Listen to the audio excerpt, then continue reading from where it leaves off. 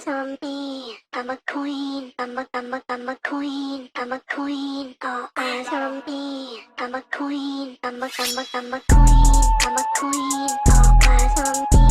I'm a queen. I'm a queen. I'm a queen. All eyes on me. I'm a queen. What's up, Fashchey?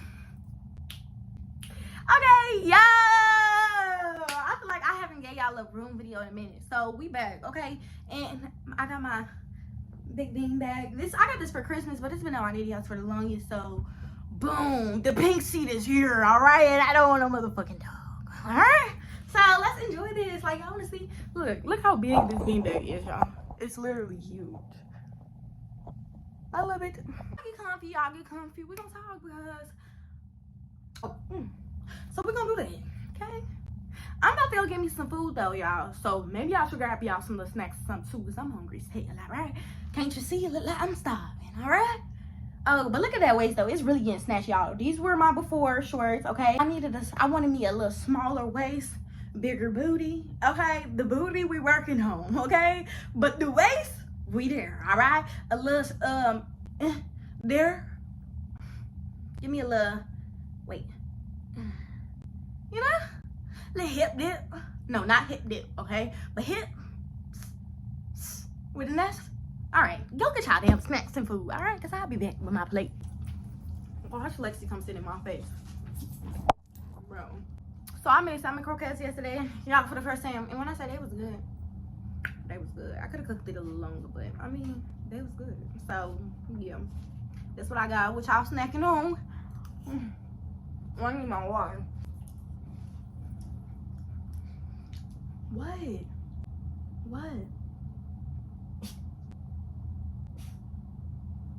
Oh! But life update. Everything is well and swell, you know. I told y'all that last time I did the video, I was saying how I was just trying to stay in the groove of gratitude and understanding that I don't have to doubt, I don't have to have fear, I don't have to worry about things. And I've really been making that a conscious decision every day. You know, every day is different. Like some days you have days where you're like procrastinating. Like my birthday is in a month, literally. But it's just very like worrisome. And it was just a mindset that I didn't want to put myself in. And every year on my birthday, that's how it is. So I really didn't even want that. So I had to come to the root of like, what was my main issue? What is it that you really want? What do you really want? What do you really want? And I had this whole conversation with myself, and I ended up coming up with a really good solution to what it is that I want. And I think that if I would have continued to be upset about why this is going wrong or why this thing isn't working out, I would have never came to that solution. And usually I'll just be like, I'm not doing anything. And then I'll wait until like the last 2 weeks to be like, okay, I want to do something. Like, no, I'm not going to do that to myself. I figured out what I want because I communicated with myself, and I know myself now enough to know when I'm upset and when I need to cool down. And being this new woman that I am, y'all, let me tell you, she is really like my guide. Like, have you ever, like, I know that I'm me, but like my higher self is always within me. And she's not even my higher self. I guess you could say she's my higher self, but she's like my conscious, wiser self, I would say. Yeah. But she's just always there telling me when my ego's in the way, when I'm being dramatic, when I'm putting too much doubt in my mind. Like, she makes me aware of those things. And I think that if I didn't have that side of me at this point in my life, I would have been in the same situations the past year on my birthday. Like every single year, re-rotating the same thing. And I feel like a lot of people have that standpoint, especially around their birthday. Like when you just feel like nothing's working out. And that's me. But I'm making a conscious, very conscious decision this year that I'm not doing that to myself. Like, I'm not gonna worry about somebody else doing something for me on my birthday. I'm not gonna worry about, oh, how this gonna happen, how this gonna work out, or if these people gonna come. I'm worried about what I'm gonna give to Cheyanne on her birthday. what is it that I want to gift myself for my 20th birthday? And that's what my concern is. That's it. I'm not about to do all of that extra, no. And I think that I also realized that even though I do and I did want to go out of town, I'm not going to tell y'all what I'm doing yet, because I am really big on not saying shit about what you're doing until it's finished. And that's just real it on that. But I was really like ready to go out of town. Like, I really just wanted to be out of the country on an island somewhere, if I'm being honest. But at the same time, that's not really what I wanted, because what I want to give to myself is way bigger than a trip. Like, it's way bigger than me.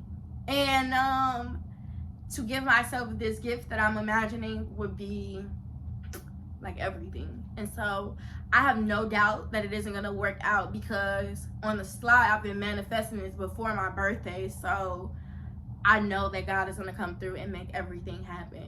And that's kind of the mindset that I need us all to be on, because man, when you stop worrying about shit. Like, I was also reading like this book, y'all know Balance, but the collective, he was just talking about like collective consciousness and not allowing your environment to dictate your situation. I'm not even eating, like, but not allowing your environment to dictate your situation. And so sometimes we get placed in environments, can y'all really see me? I feel like sometimes we get placed in environments where we allow that environment to dictate our emotions, how it is that we feel. We could have been perfectly fine before then, and we walk into a room where the energy is completely off, and now it's affected us. Or we were doing completely fine until this person came in, or until you started talking to this person. You see what I'm saying? And so I've really grasped that reading that this morning, because I'm on my second read. Lexi, you're doing a lot.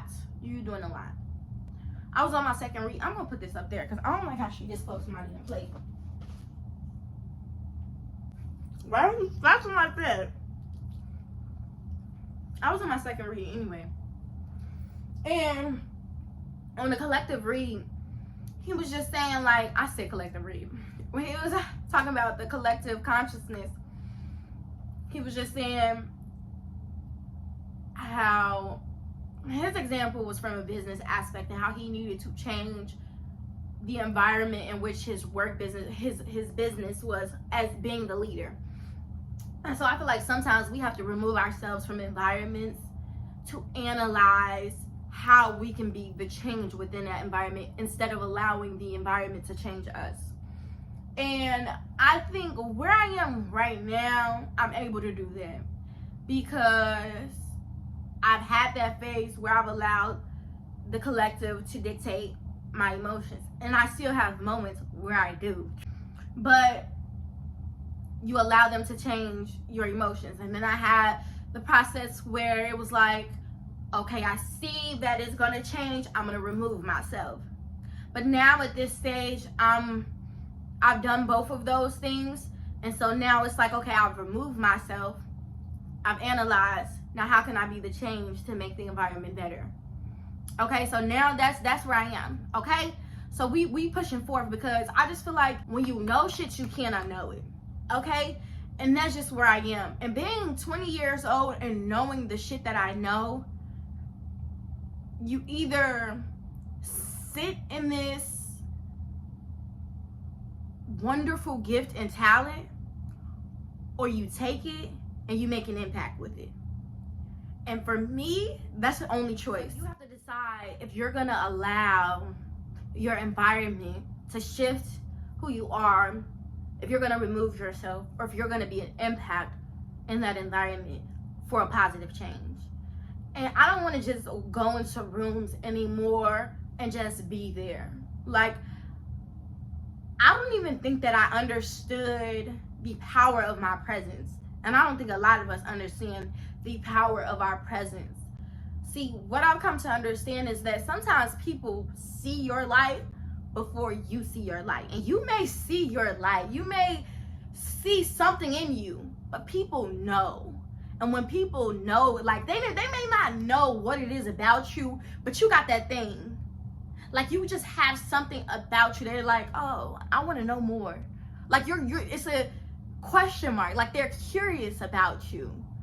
And that can sometimes be scary when you don't know your power, when you don't see it like they see it. Because if you don't see it like they see it, then they'll use it as a manipulation tool to make you feel like you don't have it. Because now they know, oh, she don't even know. She don't even know. She don't even see what she got. He don't even see what he got. So it's up to you to recognize who you are, understand your power, know your place and where it is that you're supposed to be walking in this world, because you got a purpose. Everybody got a purpose. I tell y'all that all the time, okay? Once you figure that out, baby, you glowing. People see it. They're gonna know it. At that point, then you can actively shift environments. You can walk into rooms and know how your presence shifts things. And so now, like I said, I no longer want to just walk in the rooms and just be there. No, my presence in itself impacts rooms. So now when I speak, I'm making shit shake. Do you hear me? Like, coming to a point of confidence where it's no longer confidence, it's knowingness. Man, you can't take that away from you. You know what I'm saying? Like, you can try to put your thoughts into what it is that you want, but it's a knowingness inside of me. And you got to put a knowingness deep inside of you, okay? Because people will try to come in with the collective thoughts of their opinions. And like I told y'all, 4 agreements, read it. They'll try to come in with their opinions and all of these things. But if you have your knowingness, if you have your calling, can't nobody shake or shift it. Do you hear me? Okay? That's what I'm going to make, and I got to make this real quick because my storage is running real short. I'm going to let it be known like this. Don't let your environment shift you. Be the shift in your motherfucking environment, okay? Are you going to impact? All right? Because there's too many people who is just too okay with the shit that's going on in the world. And how the fuck do we expect it to change if we're not doing nothing?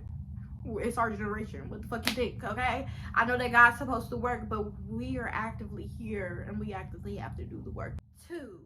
So, yeah. Also, figure out if you really know the power of your presence.